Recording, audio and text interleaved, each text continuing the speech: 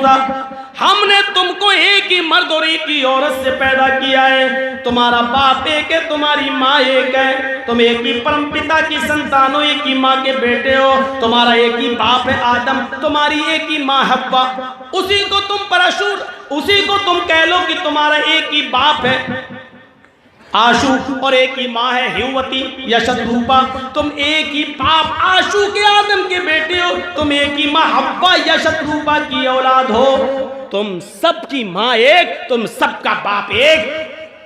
हमने कबीले बिरादरियां जातें बनाई हैं, अल्लाह ने ये नहीं कहा नहीं बनाई, बनाई हैं। तुम खान हो, पठान हो, तुर्क हो, अंसारी हो, तेली हो, राजपूत हो, ये बनाई है, अल्लाह ने ये नहीं कहा ये शेरशाहबादी है, ये सूरजापुरी है, हमने बनाया है ये सब कुछ, इनकार नहीं है। लेकिन याद रखना कोई खान अंसारी से ऊंचा नहीं है, कोई अंसारी तुर्क से ऊंचा नहीं है, कोई तुर्क किसी तेली से ऊंचा नहीं है। अल्लाह कहता है कि कोई किसी से ऊंचा नहीं है, सब बराबर हैं। हमने कबीले और बिरादरियां और जातें इसलिए बनाई ताकि तुम एक दूसरे को पहचान लो। अब जर्जीस नाम के 3-4 पैदा हो जाएं, पुलिस जर्जीस को पकड़ने आ रही है, ए जर्जीस को देखा, कौन जर्जीस? हमारे गांव में तो 6 जर्जीस हैं। अब बिरादरी, अच्छा वो फल, अच्छा वो खान, अच्छा वो अंसारी, हाँ, अच्छा वो तेली, हाँ उसकी बल्दियत ये, हाँ तो ये पहचान। इसलिए हमने तुम्हें कबीलों में और बिरादरियों में बांटा है ताकि तुम्हारी पहचान की जा सके, ताकि तुम्हें पहचानने में आसानी हो। ऊंचा और नीचा नहीं, बड़े और छोटे कोई नहीं हो, सब बराबर हो। बड़ा तो बस एक ही है अल्लाह की नजर में। इन्ना अकरमकुम इंदल्लाहि अत्काकुम, जो अल्लाह से सबसे ज्यादा डरने वाला है, जो अल्लाह से सबसे ज्यादा डरने वाला है वो सबसे बड़ा है।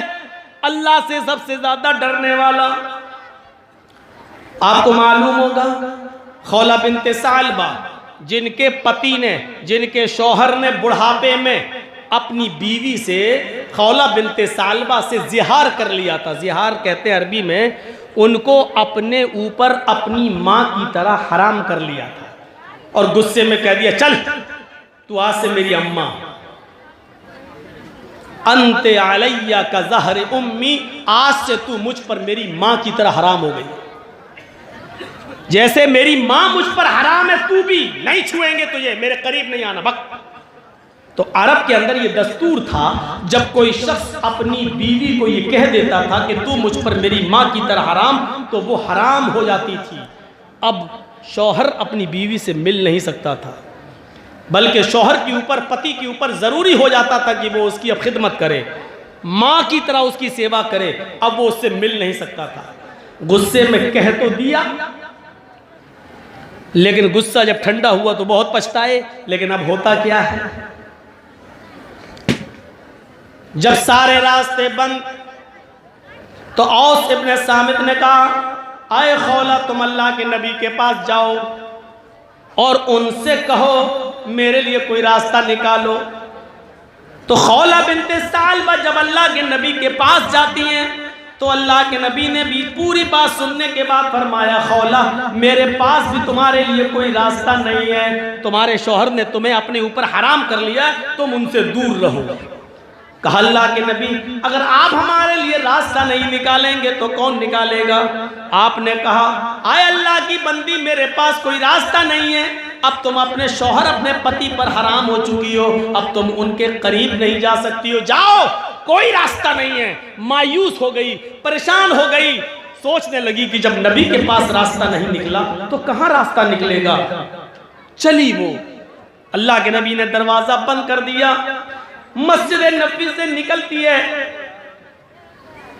अल्लाह के नबी के हुजरे से निकलती है, मस्जिद नबी के दरवाजे को देखती है, हुजरा और मस्जिद करीब करीब, मस्जिद नबी के दरवाजे को देखती है, मस्जिद में घुस जाती है, वुजू बनाती है और 2 रकात नफिल नमाज पढ़ती है।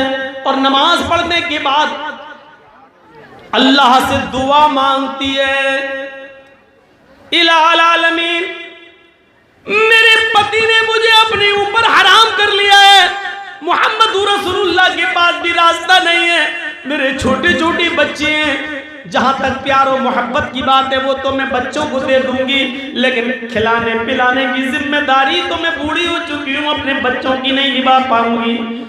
आय अल्लाह, इस मौके पर मुझे मेरे पति की सख्त जरूरत है और मेरे पति को मेरी सख्त जरूरत है। बुढ़ापे में दोनों एक दूसरे का सहारा होते हैं। आय अल्लाह, अगर तूने कोई रास्ता नहीं निकाला तो हमारे लिए रास्ता कौन निकालेगा। वो अपने हाथ को उठाए हुए अल्लाह से दुआ मांग रही है, गिड़गिड़ा रही है। अभी दुआ मांगकर हाथों को नीचे नहीं किया है, अभी दुआ मांगकर उसने अपने हाथों को नीचे नहीं किया है। उधर अल्लाह ने फरमाया, आए जिब्रील, अगर उस बंदी के लिए हम रास्ता नहीं निकालेंगे तो कहां जाएगी। उसने मोहम्मद की चौखट पर नहीं बल्कि मेरी चौखट पर सवाल किया है। उसने मोहम्मद रसूलुल्लाह के पास जाकर भी रास्ता न पाया तो उसने हमारी घर में, हमारी मस्जिद में आकर उसने सजदे में सर रख दिया और हाथ उठाकर दुआ कर रही है। आए जिब्रील, जाओ एक हल्की सी सजा मुतय्यन कर दो शौहरों के लिए, ताकि आइंदा इन सजा को देखकर कोई भी शख्स अपनी बीवी को जल्दी अपने ऊपर हराम न करे, और अगर हराम कर ले तो उसके ऊपर एक कफारा, एक जुर्माना आयद कर दो कि ये जुर्माना लगा लो, और वो जुर्माना अदा करके उसको अपनी बीवी बना सकता है।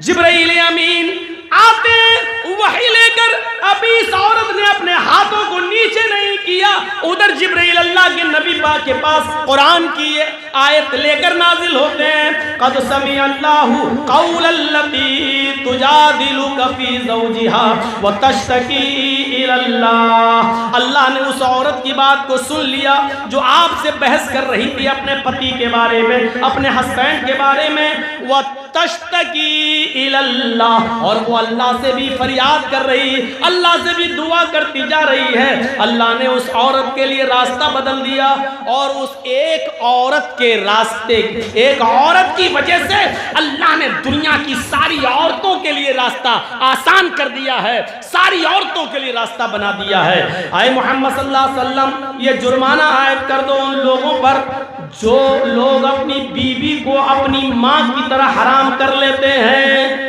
वो अपनी बीवी बनाने से पहले एक गुलाम आजाद करें। उस जमाने में गुलाम चलते थे, आज तो चलते नहीं हैं। गुलाम आजाद करें, एक गुलाम आजाद करके